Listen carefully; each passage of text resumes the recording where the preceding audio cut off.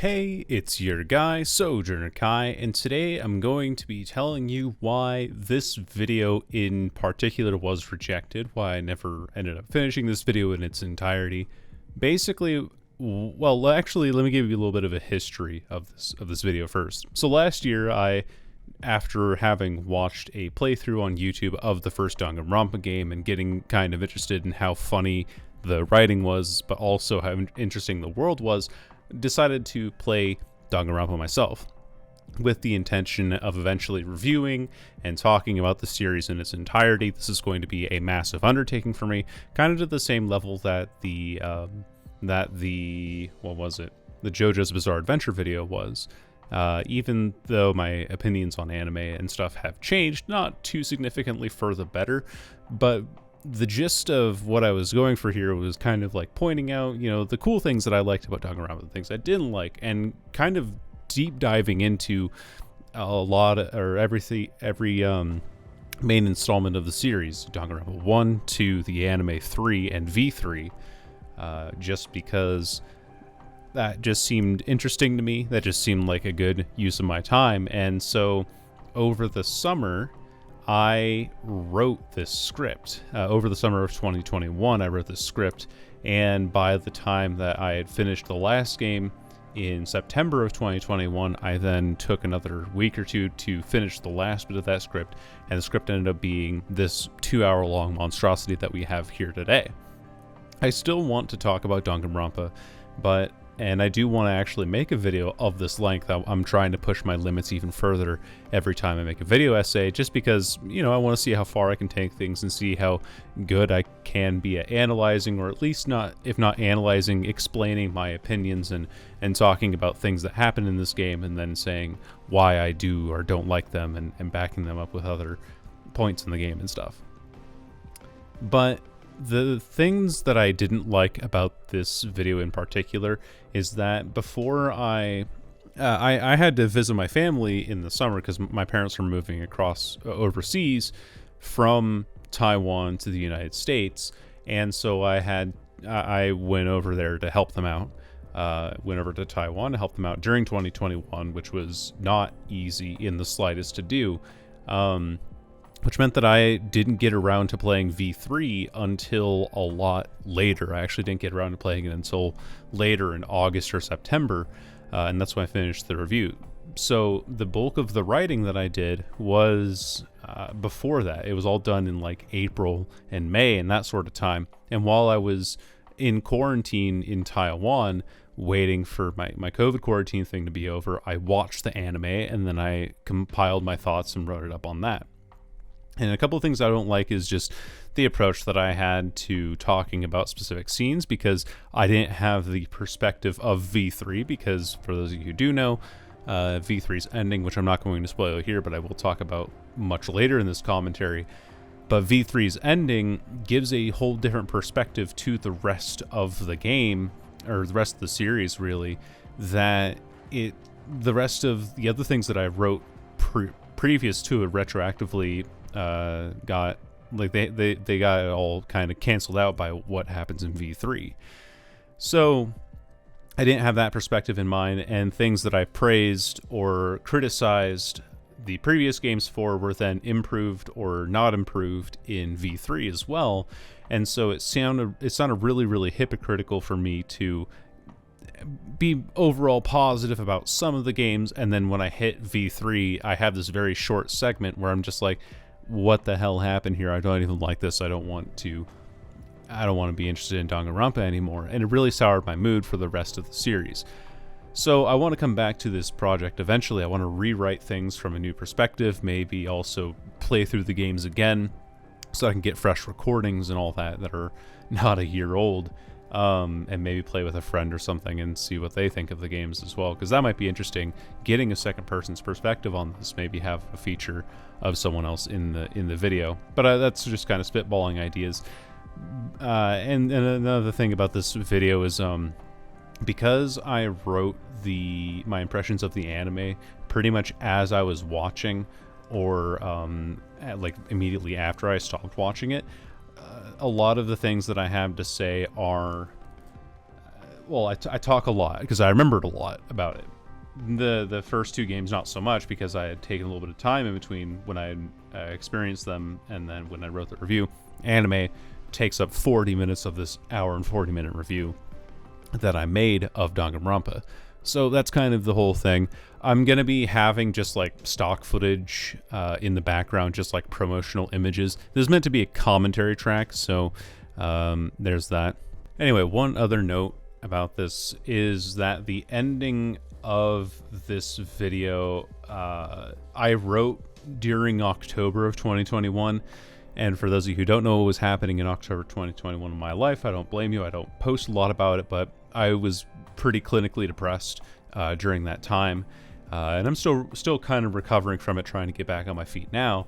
But the ending of this video says that I don't want to be a YouTuber anymore. And that really isn't true. I think that I definitely have talent as an editor, as a narrator. And if I could just get off my ass and stop playing video games all the time, I probably could be one of the best content creators on this platform, but I just don't. So that's something I'm working on, but I kind of felt like I just wasn't good enough at the time, and so the ending of this commentary track has a segment about that. I'm preemptively putting this warning here to tell you, don't worry about that. That's not a current representation of how I feel, and you don't have to think that I'm going to be disappearing entirely. Even though I don't upload very frequently, it's not going to be like a finite decision.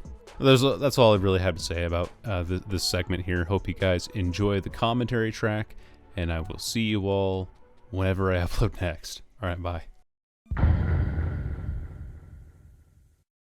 In my friend group and among some very dedicated JoJo's Bizarre Adventure fans, I've garnered something of a reputation, and that is that I am fairly vocal about how much I dislike anime. I can't stand the constant yelling, the flashbacks that always appear right before a character's death before we've made up our mind about them being dead or not, the unnecessary and uncomfortable over-sexualization of female characters, the sheer lack of subtlety, and the filler. Oh god, the filler. Look at this scene from JoJo's Part 2. Nude Lisa is pretty freaking hot, right? Well, that's JoJo's mom. Congrats, we just made you horny for incest for literally no reason whatsoever. Because of this, it feels almost criminal to say that I took the stick out of my ass and have somewhat enjoyed Danganronpa. Not because the tropes that I've harped on before aren't there, but because Danganronpa offers enough compelling material in other facets to make it better than what are realistically a set of guidelines that anime usually doesn't avoid. Besides, if all I cared about were tropes, then I'd never enjoy a single movie, game, or TV show ever again. I still hate JoJo though. Let me get straight to the point and say that Danganronpa is most easily defined as the most watered down, targeted, and generically appealing game genre out there.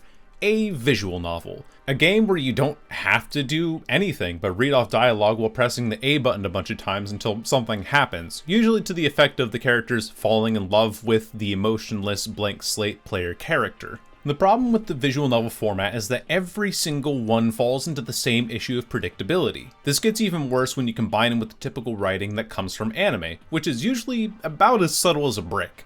The things that happen in visual novels aren't things that happen as a result of my own player-led choices, they're just another box in a straightforward checklist. And similarly, the characters in the game that are most engaged with the player are engaged with a character that is usually designed to be devoid of personality so that the player has room to fill it in with their own thoughts and imagination. It's never an active choice to make, and that's what makes most visual novels exceedingly tedious for me to play through. I could press A 1,000,000 times, or I could stop and ponder each individual line a character says, and the end result will always be the same. What I'm getting at is that it's a shame that Danganronpa is in this genre because it has so much potential. But at the same time though, I can't really imagine the game as anything else. So it's a bit of a catch-22. As an anime visual novel, I feel like I'm supposed to hate Danganronpa. As a story though, I can't help but love how over the top the whole series is. The premise for each game is simple. 16 high school age students are trapped in a location and told that the only way they can escape is by killing one of their peers. If that plot sounds familiar to you, then you're correct. It's Saw, or Hunger Games, or Would You Rather, but anime and somehow even more stupid. After a body is discovered, the game gives you a bit of time to do some investigating before you're whisked away to an informal, poorly structured debate segment called the Class Trial, where you shoot word bullets at contradictory statements written in yellow text. If the killer is found out during the class trial, they're executed. If they're not, everyone else is killed and the game is over. Of course, it's a visual novel, so even if you end up failing by losing all of your health in the class trial, which you lose by shooting your verbal bullets at the incorrect statements, you still get to retry afterwards at basically no cost at all. Even the timer is reset, so it's not like these metrics have any real bearing or impact on how you can complete the game. It's kind of fun being able to play along with these mechanics and trying to complete the game without having to reset on a trial, but the impact of any character's death really kind of fizzled out, even your own. You are truly a spectator in these games that the world of Danganronpa operates around, not a contributor, and nothing you do changes anything. Well, there's one tiny exception in the first game, but otherwise, no, nothing really matters. Having that free agency in story-rich environments is something that I crave as a player. Like how in Bioshock Infinite, I'm still able to explore the world and investigate every nook and cranny that I want to, which ends up benefiting me in the long term by giving me more cash for weapon upgrades, for instance. Here in Danganronpa, you can't, because it's a visual novel. At the very least, little of what you choose to do in the free roam segment seems to be tied to or has any impact on the story, whether that be of individual characters or the full Danganronpa world.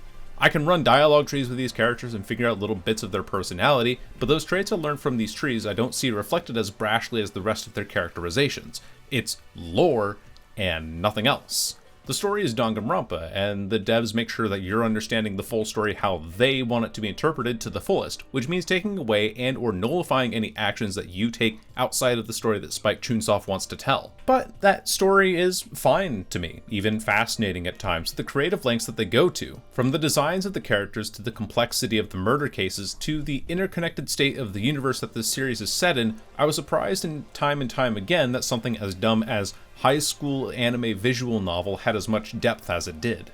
And just like every anime synopsis on my anime list, the students in Danganronpa aren't your ordinary high school students. These students are hand-selected to attend this academy called Hope's Peak Academy, because they display 9 magical prowess in specific talents, also known as ultimates, with skills ranging from the ultimate novelist to the ultimate traditional dancer. Look, I don't make this shit up.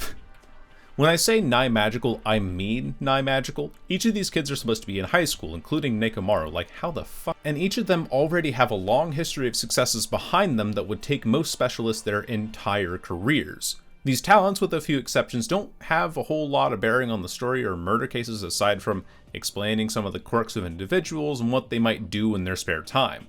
The way I see it is that the creators of the game came up with the talent first and then designed a character to emphasize that talent in the most blatantly over-the-top way possible.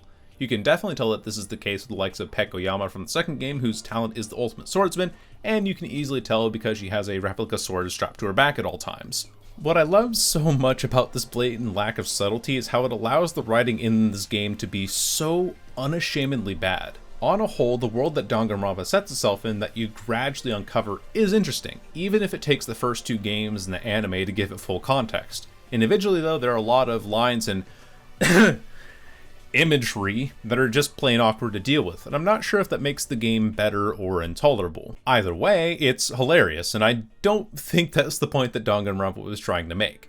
However, what the writing does do is it gives the characters wildly diverse and eccentric personalities.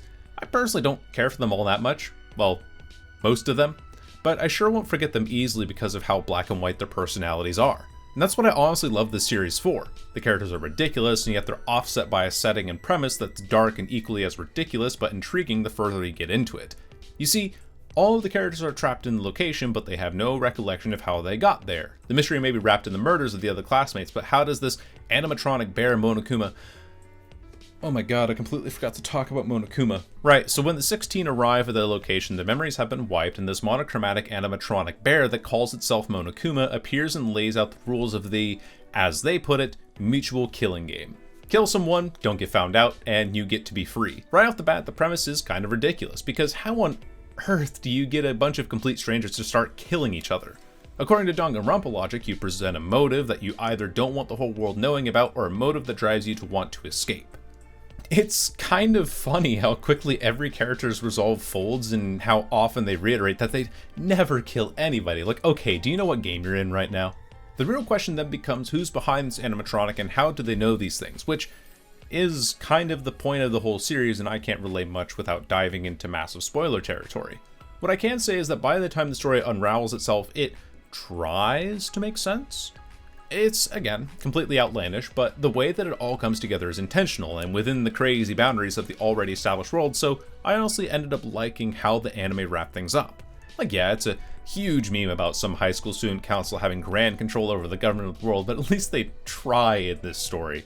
The reason they have is completely unreasonable, and it takes several jumps in logic to get to the point that they do, but I understand where they're coming from.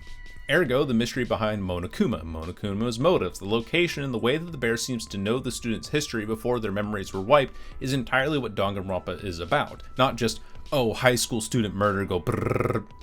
I've titled this segment The Death of a Hypocrite, because in my JoJo video I remember going on and on about how I can't stand anime's lack of subtlety. Danganronpa is the least subtle series I've encountered to date. Everything has to be repeated and dramatized. The characters themselves are dramatic caricatures that don't allow you to miss what they're all about, and the themes of this game are so cheesy and ham-fisted that they wouldn't be out of place in a Hallmark Christmas movie. This time around, though, I allowed myself to enjoy myself and to stop giving a shit and seeing how much of the games I could stand. Surprisingly, if you stop caring so much about being right, you can end up enjoying premises as stupid as Danganronpa's. I may have had a good time, but that doesn't mean that I can't both recognize the flaws in the series while still having a good time. It's so well made and yet so cliche that there's really not much else to do with the games aside from sit back, say, oh, that's interesting, at a few segments, and then laugh a bit. Just a quick PSA before I continue. For the rest of the video, I'm going to be talking about each individual segment of this series more or less in depth, meaning that from this point on there will be major spoilers for each mainline game and the anime. I'll restrict spoilers to this timeline so that people who have finished the first game will only hear spoilers for the first game. Then when I get to talking about the second game, I'll talk about it and the previous game without any future installments and continue building from there. Got it? Okay. Good. You know, I have an interesting relationship with the first game in this series because it wasn't the first game that I played personally. Rather, I listened to Bricky discuss the games in a non-structured video over... good lord, 3 years ago, and watched a full playthrough on YouTube last winter after Yako CMN recommended its soundtrack. Look, I have ADHD. I can't even sit still long enough to let my coffee brew in the morning. I'm even watching anime in a second window while I write this video essay, so it's perfectly safe to say that I honestly didn't think at the time that I would get as invested in the series as I did. Yet, here we were, after having heard the name around enough and my stubborn ass finally deciding that anime? It's not all that bad. As rough around the edges as the first game was, though, it did a pretty good job of setting up the standards for the rest of the series. Compared to the rest of the games, though, the first game was the most extreme in how its highest highs were vastly noticeable from its lowest lows. Monokuma as a character was the most enigmatic in this game while simultaneously feeling the most connected to the world. The parts where Monokuma's body is found deactivated and is subsequently taken apart by the remaining characters in Chapter 5, followed by the discovery of his main control room, made the character feel tangible in some way. It also meant that every time the characters in the first game felt like they were gaining ground, they discovered that they were always just a half a step behind. Add in the fact that Junko frickin' Enoshima, well technically her sister Mukuro, who was also in on the plan, the true mastermind behind Monokuma was right there, and nobody noticed is even more taunting. I always thought of Mukuro being placed among the rest of the students as a way for Junko to test whether or not her memory wipe was successful. If they remembered who Junko was, then only Mukuro's life was at stake, and given Mukuro's track record as the ultimate soldier, she was more than capable of handling a group of ragtag students. I loved how through the dialogue and actions of Junko and Juko via Monokuma gradually revealed that the entire reason they captured the students and started this killing game was because they were bored. Their entire motive is that they wanted to spice things up by seeing how far they could push the idea of despair. Sure, it's one thing to execute a murderer, but what if they did in a bizarre way that's shocking, horrifying, and woefully ironic, since most of the characters were executed in a fashion that tied into their ultimate talent. It's a simple motive that's so unrealistic that it really helps define the rest of the series. If this singular high school character was able to get bored of life and take over the world because she felt like it, then who's to say that anything else that happens in the series is going to be even remotely reasonable? It's hilarious and yet so fascinating at the same time. Comparing Junko and Monokuma in this game to the rest of the characters, and they were fine, I guess. It's kind of unfair to compare the heart of Danganronpa to the rest of its characters. I get that, but that's what I mean when this game defines the rest of the series while also having some polarizing highs and lows. You have this complete cold and yet passionate psychopath who is hell-bent on staving off boredom for another day to extreme measures, and then you have fat guy who draws doujinshi as a talent. Fuck it, he doesn't matter. Cave his skull in with a giant wooden sledgehammer or something. But what I downright despised about Danganronpa 1 was how long it took to get to an obvious plot point. There's a difference between dumbing concepts down to basic levels and whatever Danganronpa does, and this continues throughout the rest of the series. Kyoko Kirigiri is a perfect example of this. She's the game's way of leading the player through investigations and directing most of what the player character Makoto is allowed to do. I'll talk a bit about this later, but what's even more important is that Kyoko starts the game off not remembering what her ultimate talent is, and even Makoto, the character who's basically more useless than an aircon unit in Siberia, remembers that he has the talent of being the ultimate lucky student. By the second chapter, you kind of figure out what her talent is, with how adept she is in investigating every aspect of each crime scene to find niche information that literally no one else is able to discover. It really makes sense that she's the ultimate detective, but the game's like, ooh, I wonder what her talent is, until the end of chapter 5, at which point the game's been dragging out the conclusion for far longer than necessary. What I also hate is that because of her position as the ultimate detective, the game uses that as an opportunity to make it feel like the information that you're allowed to deduce from crime scenes is useless. It's painful. It's painful, but I choose to ignore the pain because the highs of this game are just so much fun, man. The themes of the Danganronpa games are based on how the despair of death of these incredibly gifted students can be overcome with hope. It's incredibly ironic then that the highs of this game are the investigations and murders that take place, the events that are meant to be frowned upon. Don't get me wrong, murder is bad, but I'm not a psychopath. These are video game characters in a visual novel, a format that I can't have any influence on changing anyway. I don't give a rat's ass about them. There are a few things that make the murders the high points of the game and the Danganronpa games in general. Firstly, the game feels like it's moving forward every time a murder happens. In between events where you're allowed to free roam to have limited dialogue trees with the characters in the game, the points where you're led around by other characters to have them explain the story to you, and the sheer redundancy in typical anime writing that goes on in this game, it tends to wear on you after a while. Because the creativity that the developers put into these murders is fascinating almost every time. It's almost never the person that you'd expect, and it's always set up to have some hidden layers beyond what first meets the eye. The appeal of it is learning just how deep the rabbit hole goes and how twisted the writers can make the murderer behind it. The only exception to this rule that I can think of is the first murder in the game, the death of Sayaka after she's killed by Leon. The story leading up to the murder is pretty messed up and kind of fun to unravel, I suppose. Sayaka's written to be close to Makoto because that's the typical anime visual novel thing to do, but Danganronpa says, nah, we're edgy and we decided to kill the typical anime girl love interest. How does that make you feel? Well, honestly, I didn't care much for her because she was nothing more than the typical love interest. As you investigate her murder further though, you start to realize that she was manipulating you the whole time. She only ever got close to you in this instance because she wanted to use you as her way of escaping the killing game to return to her stage as the ultimate pop star. Yes, that is her talent, and don't you fucking question it ever. Her plan was to swap rooms with the player character Makoto, claiming that she heard sounds in the night like someone was going to kill her the previous night. Then she'd lure the others into your room that she was staying in, murder them, and then pin it on you since they were dead in your Makoto's room. The plan backfired though when Leon, the person who was lured in by Sayaka, fought back against her, backed her into the bathroom, and killed her there. It's all pretty complicated, but the part that completely sucked all the fun out of the trial and investigation was how Sayaka used the last of her strength to write Leon's name in blood on the wall behind her. That right there is a smoking piece of evidence, but the game ignores it for as long as physically possible. In order to do so, the game drags the trial out until the writing on the wall is the only piece of evidence you have left to play, making absolutely certain that you've said everything physically possible about the trial and wasted everyone's time. It is agony. And just like how this first game sets rough precedents for the rest of the games, this trial and murder sets rough precedents for the trials and murders throughout the rest of the series. Really high highs, like discovering Sayaka's betrayal, and really low lows, like how the game never gets to the point right away.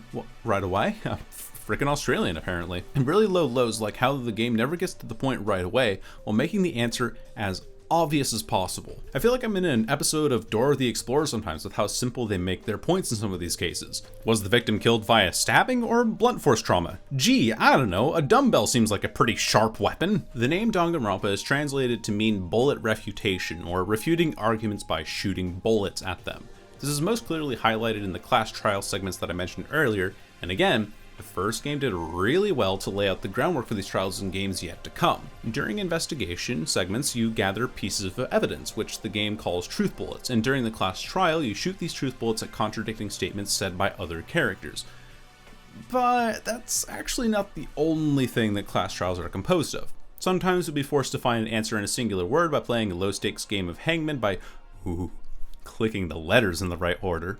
Other times you play a rhythm game that I honestly suck at, but I'll blame my knockoff Xbox controller for. And if that wasn't enough, the game presents you with a multiple choice question that, well, it honestly doesn't make a whole lot of difference in a visual novel game, because if you get to choose the wrong answer, you just take a bit of damage to your health pool and get to select again. Class trials do break up the monotony of the visual novel segments by patting you on the back for trying to pay attention to the story. You do also have the option to wander around the school and interact with characters at set locations, making this loosely fall under the adventure category, a category of games that I don't particularly mind since it includes the likes of games that I like Night in the Woods and Sunless Skies. The difference between those games and this one, though, is that in Danganronpa, not a whole lot of the interactions that you have with the characters within do a whole lot to give greater context to their personality. It's nice to know more than the tip of the iceberg that we're presented with, but for the most part, these interactions that I take a part in don't do a whole lot to contextualize the personalities that most of these characters exhibit. Sure, we can learn of Aoi's desire to win over being competitive to be part of her personality through these actions, but they're not as clearly defined or portrayed outside of that. This frustrates me because it once again means that the story that I get to discover means virtually nothing compared to the significant story that Spike Chunsoft wants me to play through. And because of that, these free roam segments feel like an utter waste of time. I guess that Kyoko and Chihiro's backstories have some impact on their overall personalities, but at the end of the game, the information gained through the free roam segments feel like there's something that the player hasn't earned the right to know. This is largely because by the time the game reaches its conclusion for both characters, namely Chihiro at his death and the end of the game for Kyoko, the game readily drops that information on you anyway. Again, it's not that the story itself isn't interesting, it's that the first game more than any other entry tries and fails to distract from the fact that this is a visual novel decorated with some pseudo gameplay tinsel. Needless to say, Danganronpa's first game left a rough impression on me. The difference in interest between the greater universe that the game set itself in Junko Enoshima versus pretty much the rest of the cast and the majority of the game was miles apart. And despite that, I still managed to find enjoyment in how crude and dumbed down the game was in its entirety, because how can you not laugh at some of these lines? As I stated before, I found the murders and murder trials in this game to be fascinating, and couldn't wait to see what else they could come up with in future installments. Yes, the trials felt slow as hell at times, but piecing the picture together at the end was oddly satisfying. I know that's not the point that they're trying to make, and that I'm enjoying these games for the complete opposite reasons that Spike Chunsoft intended me to.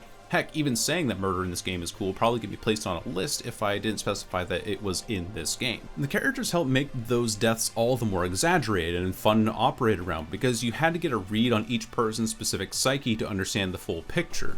I don't know how else to explain it aside from saying that it was just fun. The ambiguous ending also left me wondering as to what happened to these characters, so it's safe to say that I was attached to the greater story to some extent. Was Monokuma really telling the truth about the world being destroyed, or was he just lying for the sake of keeping the students there and entertaining himself further? I needed answers, and the only way I could get those answers without diving into a wiki page was by figuring them out for myself. I posted Danganronpa 2 up on my Steam wishlist and discovered a few days later that the main series in its entirety was on sale. It was around this time as well that I was trying to figure out new content for my Twitch channel, over at twitch.tv/SojournerKai, since competitive games, as much as I enjoy playing them, they clearly aren't my forte. So I decided to shift my focus over to single-player games that I'd never played before, and from there I'd basically do blind commentary over them. The rest is, as they say, history. The Danganronpa 2 streams I had were some of the most genuine fun I've had streaming, and were also some of my most successful streams that I've ever had. I know that this isn't related to the games directly, but I did want to take a moment to say thanks to everyone who showed up on streams. Okay, on with the analysis. If Trigger Happy Havoc was the bare skeleton of the series that introduced basic concepts, then Goodbye Despair was the game that put the meat on those proverbial bones. The game starts off with the same general format. A group of 16 different students with extreme talent are once again placed in a location that they can't escape from and have no recollection of arriving at, except this time the game starts by trying to convince the main character that this isn't a murder game at all. Everyone's just here to have fun and get along. Out of all the games that I've played so far, Danganronpa has to be one of the worst when it comes to hiding spoilers, and that was something that I realized upon playing the second game. You can't convince me or try to hide the fact that this game isn't going to turn into a murder game because I see Monokuma right there in the promotional art on Steam. So, no, I know there's a twist to be had here, Usami, and you can't tell me otherwise. Sure enough, about an hour or less into gameplay, Monokuma invades the island with a set of powerful mechanized monsters that he calls the Monobeasts, executes Usami, turns her into Monomi, and the killing game starts all over again. But hang on. I played the last game, and in that game, the mastermind controlling Monokuma was killed by being crushed to death, and why is Byakuya here if he survived the killing game? By working off of the framework that Trigger Happy Havoc had set in place, Goodbye Despair was already shaping up to be a far more interesting game. The setting itself was less claustrophobic and monotonous, Monokuma's intentions were made very clear from the start, and the mysteries of this game were more than, wow, I have amnesia. Instead of choosing the interior of a high school, Goodbye Despair sets itself on a tropical island. Everything in the game is set up to be a perfect paradise for the characters, from a lush hotel with individual separate rooms and an always stocked restaurant, to sunny beaches with golden sands, and it really couldn't be considered anything less than paradise. The setting ended up proving to be a double-edged sword. In the first game, a new location would open up following every class trial, and since it was set in a high school, a new location meant a new floor. And the same thing happens here, but instead of opening a new part of the island, it opens up new islands entirely, each of which are centered around specific and vastly different themes. In true sequel fashion, it had properly expanded upon the exploration system that the first game had laid in place, but this time I felt like the game had stretched itself a bit thin.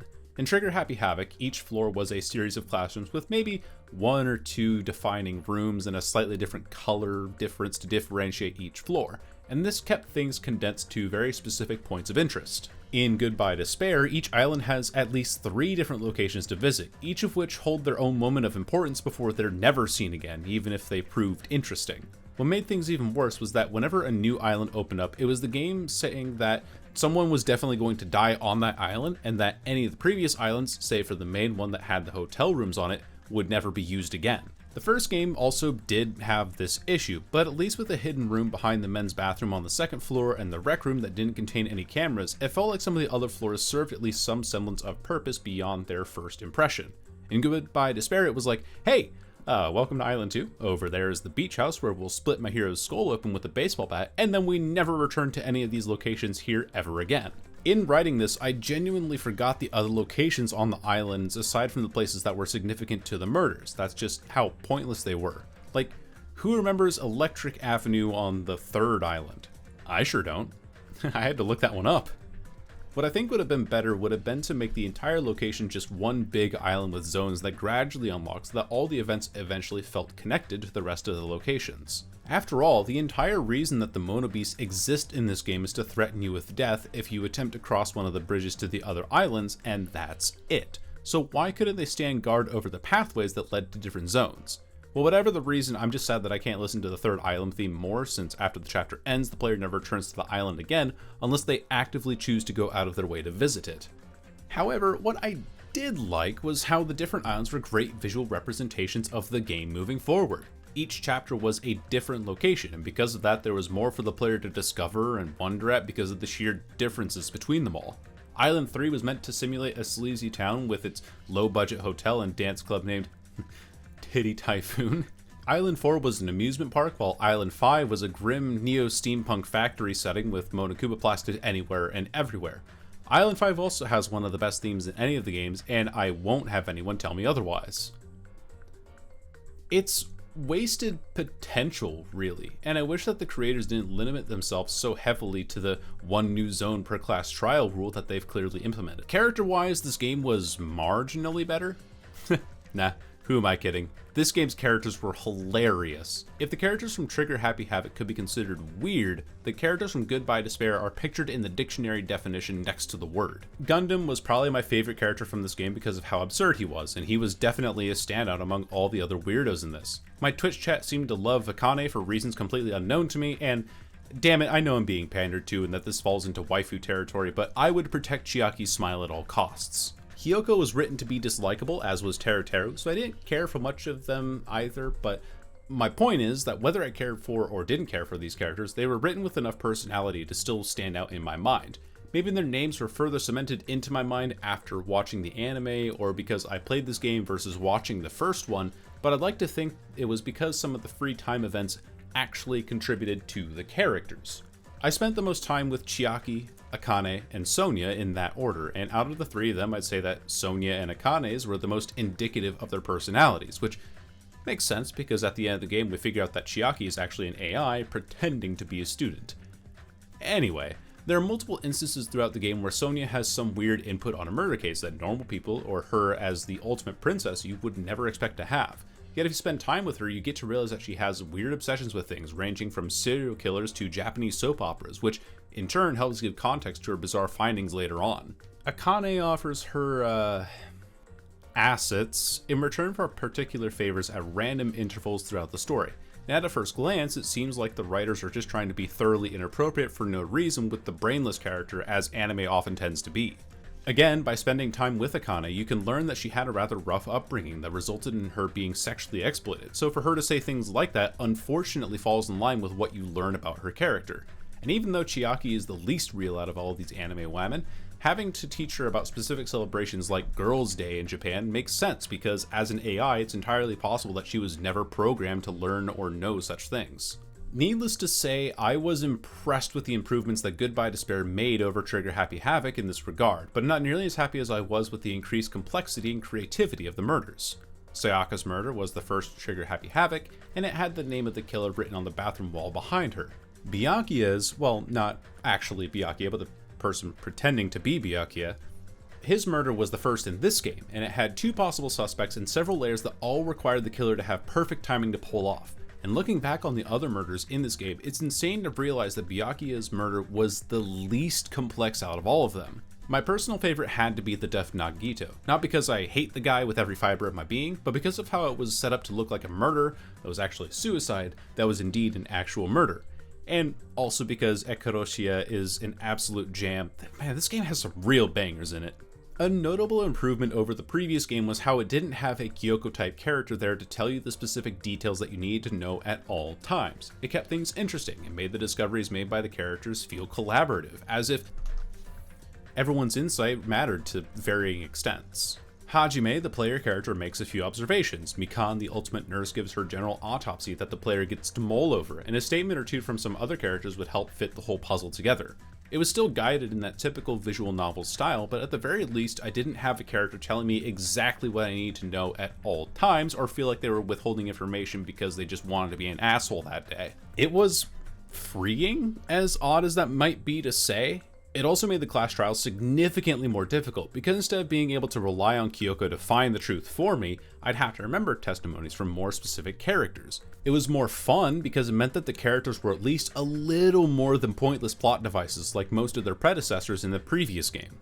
The class trials are also slightly more difficult in this one as well, because now not only can you refute points with truth bullets, but you're allowed to agree with statements of blue text as well. I don't think I need to elaborate further on how this complicates and improves on the main segment of class trials in general. Hangman's Gambit has been improved on in that you have to collect two of a specific letter by shooting them in the right order, and if two conflicting letters collide, you take damage. This is an improvement by making the minigame more interactive than click letters, but a detriment because in some segments you would clearly need a specific letter and had to wait an RNG to give you the right one. A new segment called Logic Dive had you play the Flash game run for a minute or two so that you could arrive at logical conclusions that you already had discovered before the class trial started. I really didn't like this minigame, not because it was tough, but because of how it proved once again that even in this improved game, Danganronpa still wants to dumb its points down to the lowest common denominator and drag it out for as long as possible. This was just further evidence of it. Furthermore, even with the consenting statement option in the main debate section, they still still take forever to get the most obvious points. It's Dora the Explorer all over again, but instead of 2 options, I'm given 3. The rhythm game was largely unchanged, as was the multiple choice segment, and yeah, there's not a whole lot that I felt the game could change in this regard. Funniest thing that came out of the multiple choice was Hajime having to remember how many sides an octagon had. Like, geez, kid, I know that your memories were wiped and all, but it didn't clear them that far back. But someone cleared their memories for some reason, right? It's revealed pretty early on by Monokuma that Uzami-Monami was the one responsible for wiping everyone's memories, though the reason and extent to which isn't really touched on until Chapter 3. In Chapter 3, the cast is infected with something that Monokuma calls the despair disease, which causes several members of the cast to exhibit personality traits that directly contradict their normal personalities. Ibuki's strong sense of individuality was replaced by complete gullibility. Akane's brash, fearless attitude was replaced with cowardice, and Nagito was turned into a liar as if he wasn't confusing enough already. Apparently, these all act as separate strains for the despair disease, but the one that ends up having the most impact of all was the strain that impacted Mikan. What she got was the remembering disease, wherein all of her memories were reinstated and she suddenly remembered who she was before her memories were wiped. And after she remembered her past, her first action was to kill both Ibuki and Hiyoko. Following their deaths, the disease was suddenly mysteriously cured, and those most affected only had slight side effects afterwards. What I liked about this segment was that it revealed something totally surprising about Mikan, and left me wondering what on earth she could have possibly remembered that caused her to act in such an unexpected way. At the same time though, I felt like the disease was a complete cop-out of a motive, because while the other 3 most affected by the disease exhibited traits and contracted strains that were clearly contrary to their personalities, Mikan just so happened to get the strain that restored her memories. It was an inconsistency that bothered me because the results from that lucky strain weren't necessarily unique to Mikan herself. Additionally, it made the novelty of swapping personalities and having a kill happen amid the confusion of not knowing who was acting right feel like a wasted opportunity. I mean, yeah, you wouldn't expect the timid ultimate nurse to commit a double homicide, but her being able to remember her past wasn't an opposite personality trait, it was just convenient for the story. At any rate, if Chapter 3 made illusions and started shedding some light on the class's dark origins, Chapter 4 made some significant leaps in confirming that. Chapter 4 was the most suspenseful moment in the game for me, since the motive was widely applicable and yet so brilliantly simple. All of the characters were trapped, gassed, and then placed inside a fun house with the promise of finding documents on their memories. Upon awakening, they realized that the funhouse had no possible exit and that they had no food to sustain themselves, meaning that in order to escape, someone would have to commit a murder or they would die of starvation. Additionally, inside this funhouse was a segment called the Final Dead Room, which functioned as one of those escape rooms. Only by solving the escape room and finishing it by playing the deadly game of Russian roulette would the person who completed the room be able to reveal the secrets that they had been promised. There were 2 people who managed to complete this task, one of which being Nagito, who played Russian roulette at the end with 5 bullets in the chamber and lived because, what was his talent? Oh yeah, the ultimate bullshit. He was rewarded with a full docket on everyone's history there, as well as a room that connected both halves of the funhouse, filled with a wide assortment of weapons from high caliber pistols to refrigerators lined with a variety of toxins. From that moment onward, Nagito started acting stranger than usual, dropping his typical self-deprecating demeanor and angrily ordering the other students around. This chapter in particular was the one that exemplified the personalities of the more significant characters the most, Nagito especially. We got to see him compete in the Final Dead Room in a way that only he could, and it was equally frustrating to know that he was the one that held all the secrets in his hand because of how he had proven time and time again that he'd never give a straight answer about anything. It also happens that this chapter, save for the last one, was the one that was the most significant to the player character, Hajime Hinata. I haven't said much about Hajime so far because the main characters in these games are always the most forgettable, but when he first awoke on the island, he discovered that he was the only one who couldn't remember what his ultimate talent was. Monokuma scoffs at Hajime at one point in the game for not knowing specific details, saying that Hajime, of all people, should have been the one to know everything. That led me to believe that his talent was something like the ultimate class president or something like that, given that it would put him in a position where he would know a lot of things and given that he wasn't afraid to take the lead in class trials. I was so happy to be proven wrong when Nagito revealed that Hajime was actually talentless and that he was nothing more than a student from the Academy's reserve department. Rather than answering the question directly, it simply deepened the mystery. Why was a talentless schmuck on the same island and classified in the same class as some of the world's most talented young individuals? Turns out, the end of the game had an answer for that as well, as confirming the reason behind Nagito and Mikan's sudden shift. The end of the game had an answer for that as well as confirming the reason behind Nagito and Mikan's sudden shifts in behavior. The reason why I'm taking so much time to discuss specific chapters and what happened in them instead of trying to give a general overview of what Goodbye Despair did better than Trigger Happy Havoc is solely because the story is what was done better. I'm not a huge fan of cliffhanger endings or endings that leave the viewer wondering, ooh, what could it mean? Because it gives the writers an excuse to not tie up any other loose ends that might be hanging around at the end as well. In Goodbye Despair, while it feels like it takes ages to arrive at the ending, it still leaves itself enough space to tie up all the questions that the player had at the start of and throughout the game. It feels more complete and satisfying, in other words. The biggest mystery of all was the reason behind the erasure of everyone's memories. As we find out, and as was alluded to throughout the game, the characters in this specific class, save for Chiaki, were all the remnants of despair. They were the individuals who were responsible for the world falling into chaos and were able to because of the sheer power behind their wide-reaching talents. In order to undo the damage they had done and to restore their humanity, Makoto Naegi, as well as Kyoku Kirigiri and Aoi Asahina from the first game, placed this group into a simulation that was meant to be a system for mental rehab.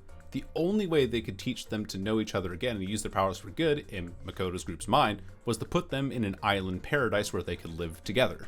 What they didn't expect was Monokuma to invade the system from beyond the grave and were unable to interfere after Monokuma lashed itself onto the system. Well, this is partially untrue. It turns out that Izuru Kamakura ordered the remnants of despair to be captured by the Future Foundation and placed into the Neo World program so that they would lose their memories of despair, and by introducing Monokuma to the program as a virus, he hoped to answer the question of whether hope would triumph over despair. That's it. That's all I need to amend there. So basically, Hajime and the others were placed into the Matrix until they could all be best of buds with each other and be so filled with the virtues of hope that they could undo the despair they had brought into the world. Pretty cheesy if you ask me, but at this point I don't mind the cheesiness so long as the story feels intentional and complete. Hajime himself did come from the school's reserve department, but was selected by the school for human experimentation, as they wanted to prove that by altering the brain they could turn the talentless into a talented individual. After the experiment, Hajime had no recollection of who he was, and was born with extensive ultimate level knowledge of basically every topic. In order to keep him even further from remembering who he was before, he was given the name of the school's founder, Izuru Kamakura, whose portrait you can see hanging in the lounge in Chapter 4. In other words, the entire reason he was among this group was not because of his classroom affiliation, but because of how he contributed as a remnant of despair, and was possibly the worst one of them all. This all contributes to what I was saying earlier when I said that I was fascinated with how the world of Danganronpa play out. Sure, the games have basically been variations of the Saw series, but in an anime, with this one being set in what can only be equated to The Matrix, both of which are iconic yet campy films themselves. I don't think it's wrong to say that you enjoy these films for their campiness or the what-ifs that they bring up. And similarly, I find myself enjoying the story of Danganronpa because with the second game they at least tried to make their story make sense to them, even if high schoolers taking over the world with poor pseudoscience are some of the most tried tropes out there. Maybe I have low standards, but my overall impression with Goodbye Despair was that while it fell into the same traps as the previous game, it improved on a lot of systems, had characters that made the free time segments matter more, and had a far more satisfying ending. I will say that the writing in a lot of segments felt very awkward to get through, and there were several moments that made me wildly uncomfortable, especially because I streamed this whole game to Twitch.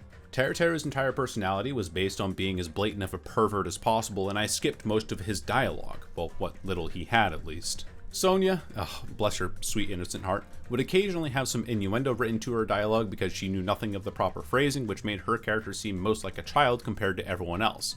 Then there were completely unnecessary panty shots that were a result of Mikan just so happening to slip at the right moment, and wow, let's focus on how spread her legs are. I get that these characters are teenagers and that we can excuse some stuff for hormones running high, but my god, chill! Anime has an issue with over-dramatizing its dialogue, and because of that, a lot of the individual exchanges that the characters had sounded like they were written up by an alien trying to approximate human speech patterns. Yes, this is how humans talk, beep boop. Nagito is the first character that the player interacts with, and his dialogue was so outlandish to me that him being a robot became an inside joke with my Twitch chat, and I gave him a text-to-speech voice for the remainder of the playthrough, just to give you an idea of how strange the writing is sometimes. So at that point, I have the option to be entirely repulsed by the writing, or say, I guess that's anime, and enjoy the rest of it. That sounds like another way of saying that I lowered my standards particularly for this series, which isn't the case at all. As of this part, I'd probably never recommend Danganronpa to anyone because of how jarring and juvenile its writing is. I'd imagine that even most anime fans would have a tough time with the series because why would they take this awkwardly written, violent teen drama seriously when there are several other series that do exactly that but better?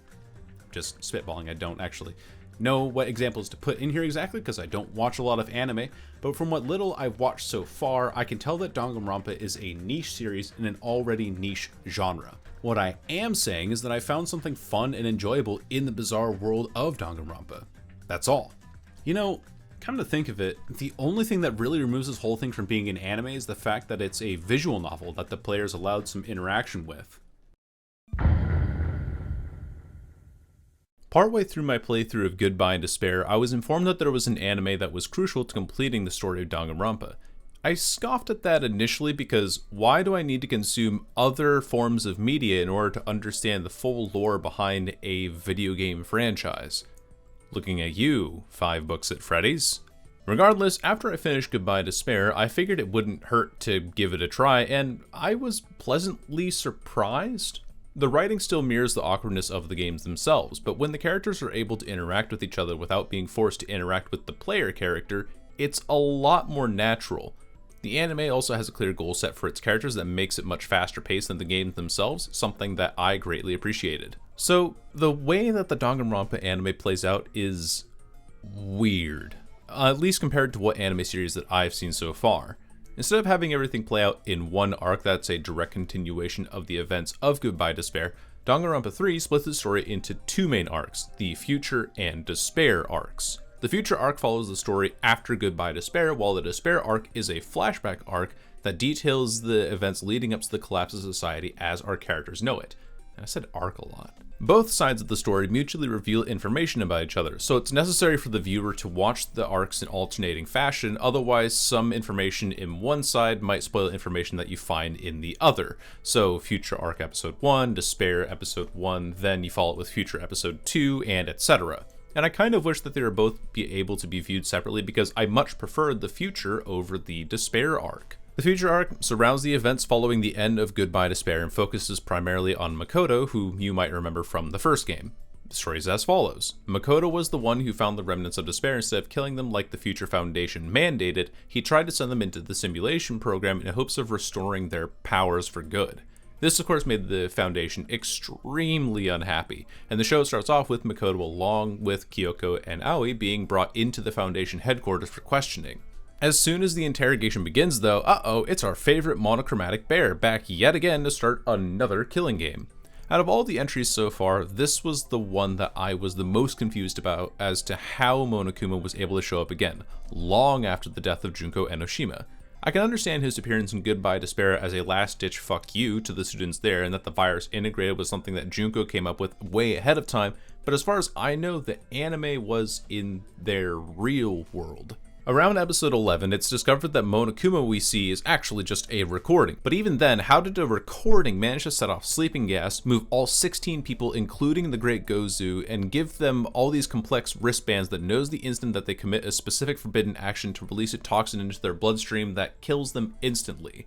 I know that there are 2 characters in here that are working behind the scenes for Monokuma, but you wouldn't really pin them as the people who would be able to pull off such a task. I don't know, it's anime, I guess we just don't have to explain shit. You know, this reminds me of the saying, a magician never reveals his tricks, which I've kind of taken to mean if you look too deep into the meaning of this, you're going to ruin the fun. And part of what makes this anime fun is the wristbands, as inexplicable as they are.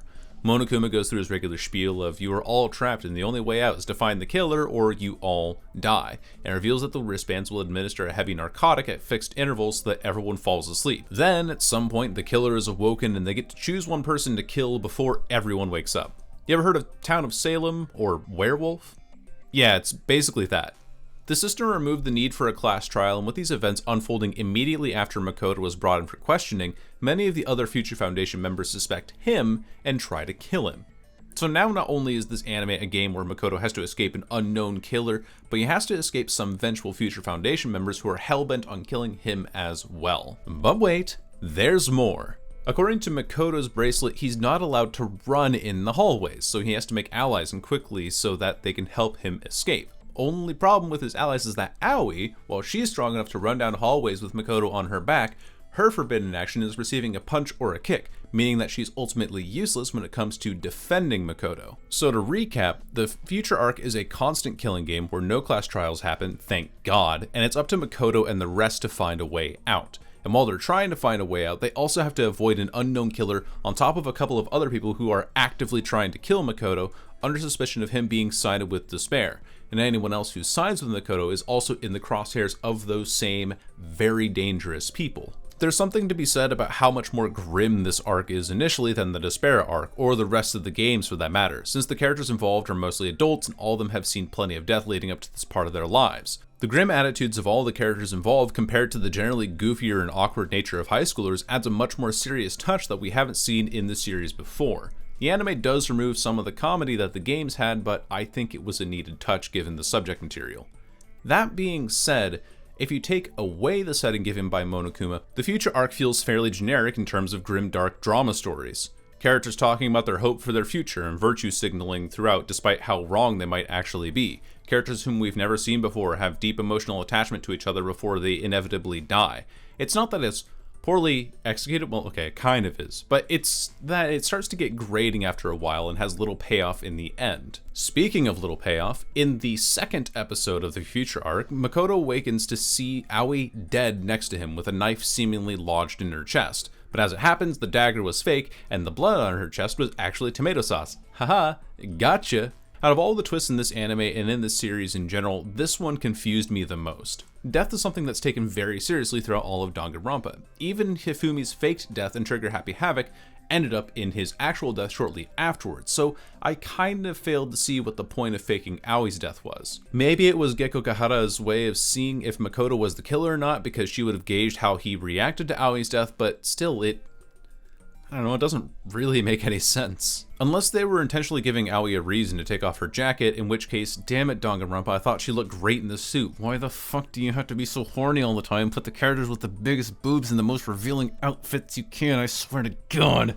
I found Kyoko to be a bit more tolerable in the anime because of how the story of the anime was entirely focused on her. Yes, some major plot points did happen as a result of Kyoko's presence, but she wasn't as heavy of a contributor initially, unlike how heavily she was involved in Trigger Happy Havoc because of other storylines happening at the same time. In between Makoto outrunning these two dudes who are dedicated to killing him and Kyoko doing her detective work to find a way out of the killing game, there's this really weird subplot between three other characters that absolutely does not matter. Their story revolves around how this girl, the ultimate chemist, whom we meet in the Despair arc, ends up making friends with this girl, the ultimate confectioner, and her boyfriend, the ultimate blacksmith. Time passes, and gradually Confectioner begins basically abusing the status of her friendship to use the timid chemist's skills for creating miracle drugs. Drugs that cure migraines instantly, increase memory retention, etc. And through the power of the Despair arc, it's revealed that Nagito accidentally switches up the labels of two drugs in the chemist labs. He was after a laxative, the Confectioner was after a performance-enhancing drug to make her baking more impactful to some judges during an examination period.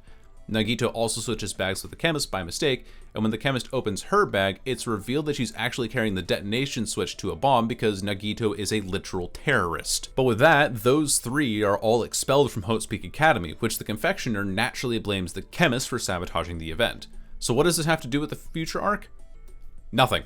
They all die. The only purpose that they serve is to add more filler to the story so that they can distract from Kyoko's investigation period, and make it seem like there's more to the story than what conclusion she will arrive at anyway. I guess that they did help flesh out the world of Danganronpa a little more by showing off the exam period for the talented students, and the fact that there were indeed other classes outside of Chiaki's and Makoto's. Aside from that though, their contributions to the main story are effectively null. After the story passes through, Kyoko dies. Yep. Kyoko actually dies, since her prevented action was to get to the 4th round of sleep with Makoto still alive. Fortunately for Aoi and Makoto, she's written all of her findings in her handy-dandy notebook. Her findings boil down to the monitors detect who's closest to them by scanning for the nearest wristband, then something happens on the monitors and makes the victims commit suicide by stabbing themselves through the heart. Makoto decides to test this, asks Aoi, Ryota, and Kyosuke to tie him up in front of a monitor, and what do you know, the monitor plays a brainwashing video that compels him to commit suicide. He's stopped by Juzo, who is only able to escape the anesthetic by amputating the arm that had the bracelet on it. Makoto returns to his friends and discusses his findings while the mortally wounded Juzo heads to the main breaker room and shuts off the power. After he does so, the bracelets all fall off of the characters, Juzo dies from his injuries, and the game ends. I really hated how this ended up, because as soon as it was revealed that the characters all died by suicide, it removed the suspense of an attacker. If there was an attacker, revealing them would have been a surprise like it almost always is in the games. Having an assailant combined with that knowledge would have set up some sort of final confrontation between the characters, and would have also set up the dilemma that Danganronpa loves to bring up time and time again. Is it ever right to kill a person based on their actions? Makoto was clearly conflicted when he placed the remnants of despair into the Neo World program against the Foundation's wishes to kill them. And throughout the games, you're told time and time again that you're sentencing these murderers to horrible deaths because you have to, not because you want to. So when the anime in the future arc removes that question entirely by saying that such a person does not exist, I can't help but feel a little bit cheated. And you know what's the absolute worst thing about it? They had a character that was in the prime position to take on such a role. Introducing Chisa Yukizome. Yukizome was there at the beginning of the future arc. They could have used her as the amicable character that nobody suspects, like how the games do so often. After all, she, as a secret remnant of despair, had managed to become a director of one of the branches of the Future Foundation. With the way that the episodes in the anime were alternating between both arcs, it could have been a cool way to slowly reveal Yukizome's true nature. Imagine, in the Despair arc we see her become corrupted, in the future arc her behavior becomes more and more erratic. This would lead the viewer and the characters alike to finally realize that they need to kill Yukizome, the seemingly sweet and innocent housekeeper, in order to save the remaining Future Foundation members, including the ones trying to kill Makoto. Instead, what they do is kill Yukizome right off the bat because this is anime and we can't have nice things like compelling character arcs. Rather than having compelling character arcs, we have flash, your brain has now crashed. It's a new story, sure, but as far as a new story goes, it feels weirdly disconnected despite having recognizable faces and recurring characters from previous games. Now compare that to the Despair arc, which is basically putting all of the lore that we've already discovered in the previous two games into full animation. It's a much simpler story detailing how the class containing Chiaki Nanami and all the others from Goodbye Despair became the remnants of despair themselves after such an innocent start. It's a slow burn of a story comparatively, and while it does help fill out the context of the world that Danganronpa it's set in, it's not new development. In the future arc, new things are happening. The future of the world is at stake. In the Despair arc, we already know how it's going to turn out because of what we've already learned about up to this point. It's more of a matter of when those changes will come about. For that reason, I see Danganronpa, the end of Hope's Peak High School, as more of a lore dump than anything else. The Despair arc we already know about because of the previous two games, and the future arc you can glean details from or read a rough synopsis online and still understand the series fully. In fact, Danganronpa at its core is such an easy to follow concept that I firmly believe that you could start anywhere in the series and use the rest of the games to fill out that context that you need. That's also why I said in my ramblings about the first game that the characters that end up dying are, for the most part, pointless plot devices. They're there to fulfill the killing game for the title alone and contribute little else to the rest of Danganronpa. None of these games, nor the anime, seem like they are wholly reliant on the stories of the other games because they readily fill in the details with each title. And maybe that's just me getting irritated with the sheer redundancy, having watched through the full anime and having played all the games at this point, but every title acts like the viewer or player has never heard of Danganronpa before. Ugh, sorry, that was a bit of a rant, but I had to get that off my chest. Okay, so where was I? Oh, right, the point where they're putting the Despair arc into full animation. You see, the character deaths in the games never felt as severe as I felt that they could have. I mean, yeah, holy shit, some of these characters have very painful deaths, like Byakuya, well, fake Byakuya being stabbed 28 times in the chest and abdomen before bleeding out, but since Danganronpa as a game presents its characters as a series of cartoon cardboard cutouts, having their deaths shown as a series of JPEG files doesn't quite hit me as hard as they probably should. What really got me at first was the gritty fake 3D animations that they use for the executions. Seeing Leon get pelted with a machine gun baseball machine in the first game was my first real, oh, shit just got real moment with the series. Basically, all the executions from that point onward I felt were more brutal than the deaths that the victims endured simply because they were animated fully. Only problem is that because the executions were all so over the top, some of them provided some dark comedy in just how goofy they were. Teru being coated in batter and flour by the guns from an Apache helicopter to eventually be lifted and then deep fried in an active volcano was so horrible, but funny to me in my Twitch chat that we ended up calling the execution deep fried horny. And how do you expect me to take any of the executions seriously after that?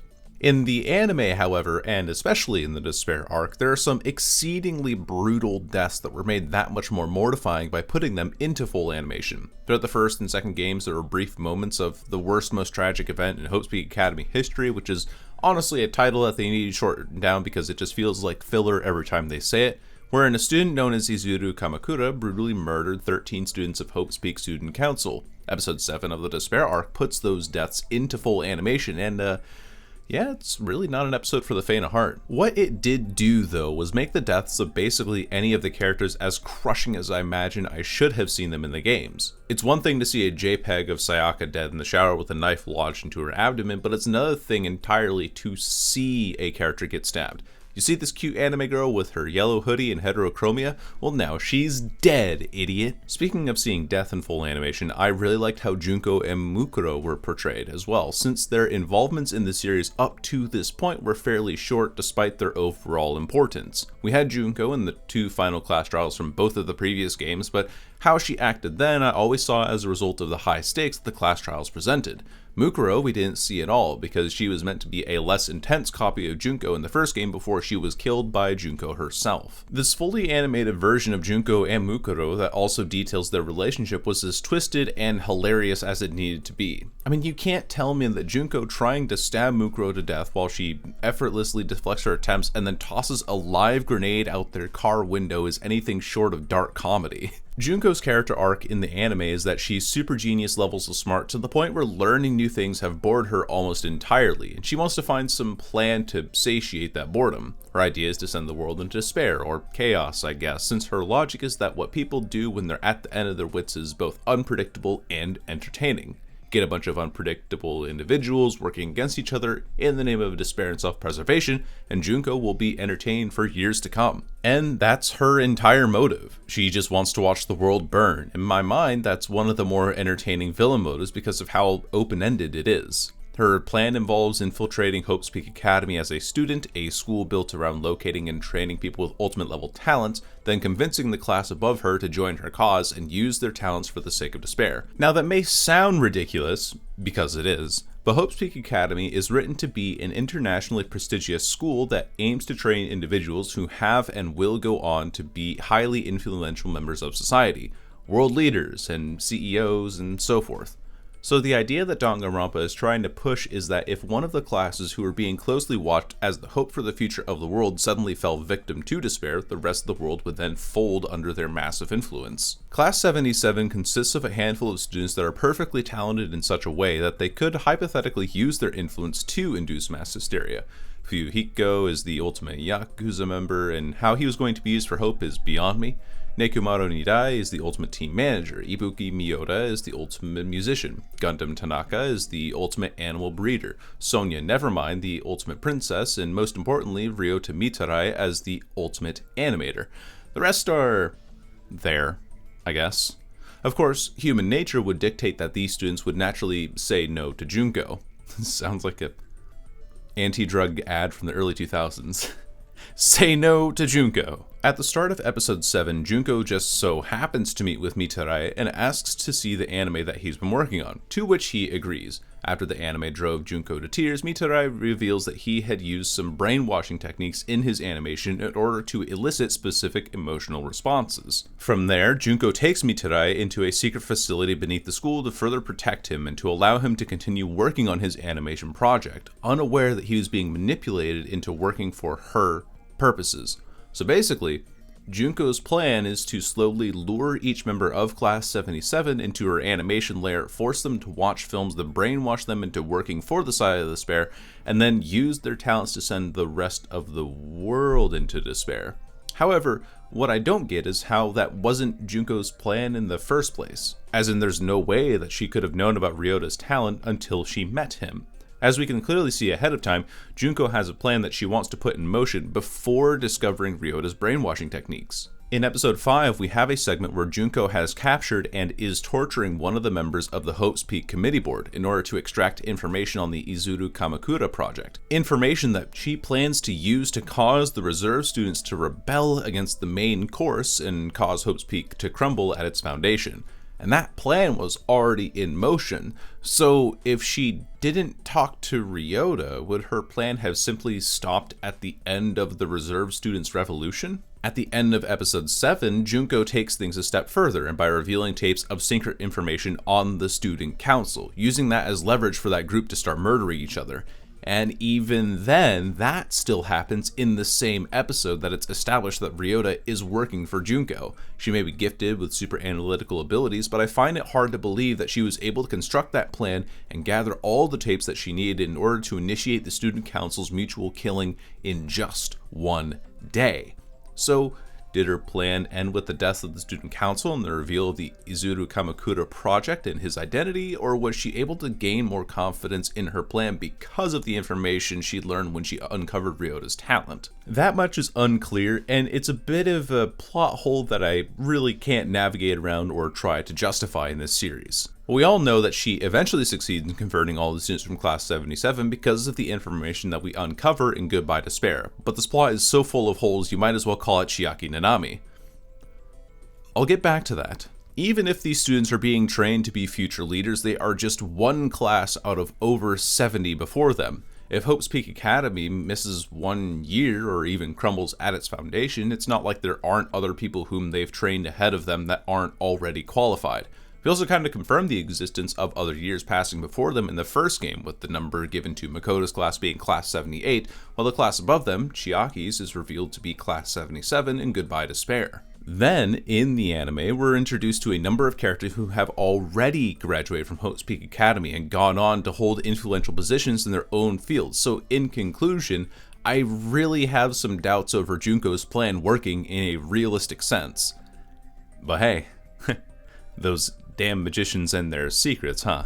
If there was anything to appreciate about the anime though, I loved how much it leaned into its characters being as over the top as they were, especially the main class in the Despair arc. The first couple of episodes were choppy since they consisted of introducing all of the characters to the audience and to each other, and it wasn't done smoothly either. The recently appointed substitute homeroom teacher, Chisa Yukizome, also known as the former ultimate housekeeper, yikes, runs around the high school trying to locate each of her students. This is done by the show roughly cutting in between each location and allowing one or two of the students to make a quit before cutting and moving again. And some of the introductions, as shoddy and rough cut as they are funny with how hard they try to drive their point home about the student's personality and talent.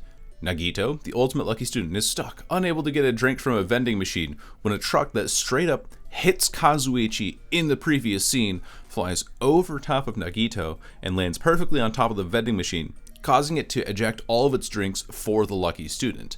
To the writers of the Danganronpa anime, please tell me what you were on when you were writing these introductions, because I want some of it too. This chaotic energy persists throughout the first few episodes, and it sets up a decently comedic class dynamic.